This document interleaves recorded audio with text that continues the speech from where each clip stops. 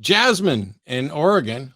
Welcome, Jasmine. You had a question for us, which I guess is I'll let Jim deal with to start with. Yes, thank you.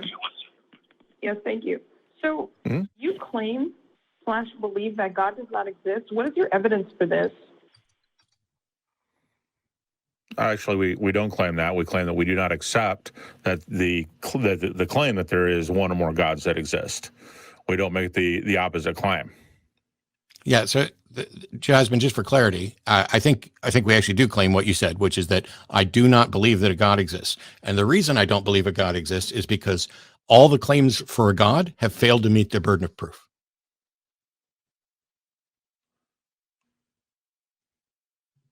Yeah, but you haven't answered my question. What is your evidence that God doesn't exist, right? No. I'm sorry, Jasmine, but that's not the way this works. We don't need any evidence that a God doesn't exist.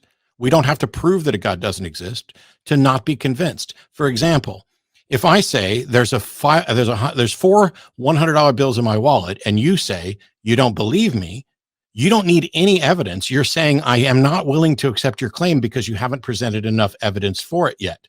That's the position we're in. I'm not saying I am convinced necessarily that no gods exist. I'm saying I am not been convinced that a God does exist because the claims for God have not met their burden of proof.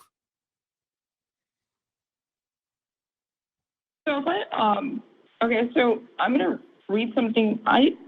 There is evidence that God does exist. And if I did provide you with this evidence, would that change your perspective or belief? If you have evidence that a God exists, of course it would change my mind.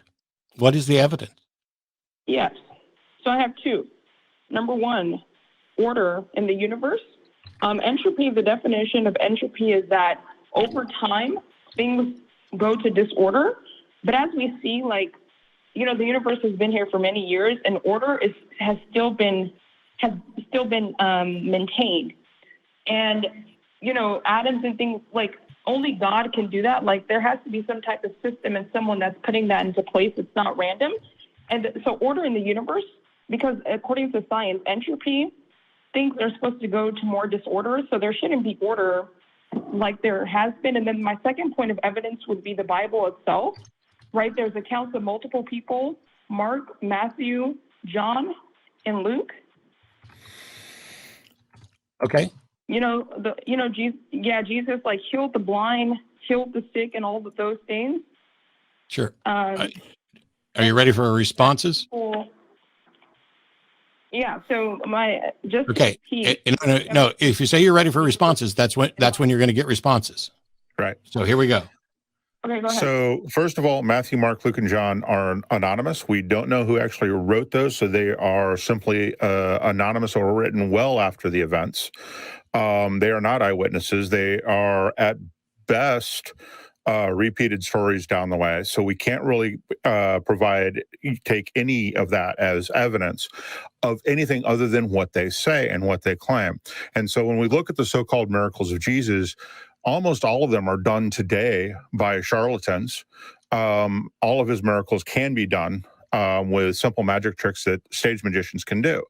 Or, like I said, charlatans, people have been doing these types of healing things in revival tents for decades, and it really is nothing more than tricks. So we need a lot more than that, especially for a claim, the claims that you're making. Miracles, we just don't see them happen. So you need extraordinary evidence for that extraordinary claim. You simply don't have it. So the Bible is the claim, it is not the evidence, and you need a lot more to back it up. So going on to your second point very quickly, you're basically restating the second law of thermodynamics, which you are actually missing a key piece to the second law, and it's one that most theists miss. It's in an isolated system. We don't know if the universe is isolated. We don't know if there's energy exchange going in and out. We don't know how it would apply to something like the energy. Also, within terms of Earth is not an isolated system. It's a system that's exposed to energy from the sun, and it also radiates energy as well.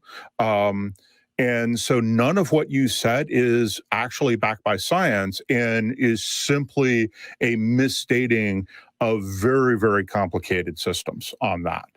So for clarity, real quick, just because there's two of us, Jim's right. What's in the Bible is the claim. It is not evidence for the claim. So you can't say Jesus did these things. What you should say is that the Bible claims that Jesus did these things. And then we would say, what's the evidence that these things happened? Because you can't even demonstrate that he actually existed, let alone that he did anything. On the order in the universe thing, the second law of thermodynamics and the way entropy leads to disorder doesn't mean that there won't be localized order. Localized order arises out of disorder and chaos regularly. The heat death of the universe is what scientists, the scientific models currently point us towards, entropy leading to the heat death of the universe. But where there is order within the universe, localized, you cannot demonstrate the assertion that you made, which is that only God can do that. As a matter of fact, we know that normal processes lead to localized orders on a regular basis. Something as simple as the math within a Mandelbrot set is where complexity arises from simplicity and where order arises from chaos. Not in the Mandelbrot set, but anyway, continuing. So you presented what you thought were... Question. Hang on. I'm almost done. You presented what you thought were two cases for the existence of God, and neither of them come close to demonstrating a God, because all you really said was there's order in the universe and only God can do that. That's not evidence and it's not an argument. And then you said the Bible makes claims and and therefore they're believable. And that's simply not true. That's the summation of your two arguments. Yes. Okay. If that's the way you take from that, but I have one last question. So there are books. It's interesting how you're quick to say that the Bible is a claim and no one knows which, is the claim. But there's books that were written like before the Bible and like all these historic books and books from the past that you're quick to accept. Like, why is that? Like, philosophy, you accept philosophy and you glorify it to some extent, but the Bible, you did. I'm sorry, Jasmine. Trash. I'm sorry, curious Jasmine, I have not said anything about any book older than the Bible that I accept or don't accept. I accept the claims when they're supported by evidence. Whether or not I accepted 20 other things that you think are wrong are irrelevant to the fact that no one should accept what the Bible says at its face value. And when I point out there's a problem with the Bible, and you go over to say, well, why do you accept these other things? That's called whataboutism. It's a logical fallacy. It is an admission that you have lost the debate, and now you're trying to suggest that there's something wrong with my reasoning rather than demonstrating the case you need to make. And that's an epic failure. All right, thank you. Sure. Mm-hmm. Yep. All right. Those two old saws come back. It's I mean, this is working a little bit because we can have some conversation. So I'm happy with that. It is. I understand though, and I wish kind of Jasmine had some interest in continuing the conversation, because I understand when people look around and they see order where they think there should be chaos. There's a couple of different explanations. One is that they're wrong about where they're expecting chaos or disorder, because they don't have a good enough understanding of what they're actually talking about. And the other one is that there is order and there needs to be an explanation for it. And in Jasmine's case, she flatly asserted only God can do that. Well, you can't say only God can do this until you A, demonstrate that there is a God, B, demonstrate that God can do it, and C, demonstrating that no other explanation could work. And all of those things, none of those things were even done. Right. The Bible stuff, I mean, we're going to deal with this forever, because people were raised in a culture that's just like, well, the Bible says it, therefore it must be. Right. And I get that that's the result of the indoctrination. It's very troubling to watch people do that. Yeah. And when the Bible makes claims that, charlatans do in revival tents in terms of healing and all the rest of it, that you could do as a magic trick on stage, it really does not lend itself to, oh, this is a miracle, right?